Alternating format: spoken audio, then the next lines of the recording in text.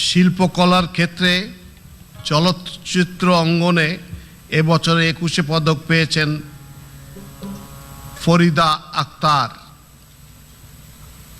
খুব বোঝা যাচ্ছে না বোধহয়, ওরফে ববিতা।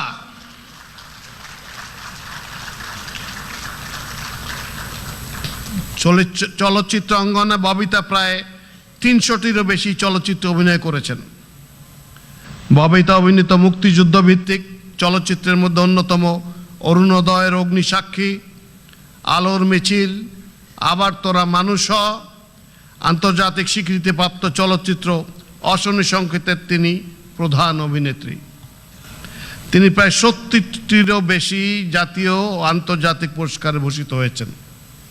তিনি জাতীয় চলচ্চিত্র পুরস্কারে মোট 4বার শ্রেষ্ঠ অভিনেত্রীর স্বীকৃতি লাভ করেছেন।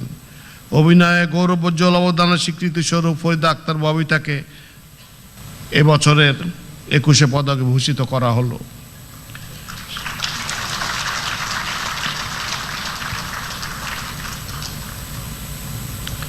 শিল্পকলা ক্ষেত্রে পদকপ্রাপ্ত ফরিদা আক্তার ববিতাকে মাননীয় প্রধান পণ্ডিতের নিকট হতে পদক গ্রহণ করার জন্য অনুরোধ জানাচ্ছি।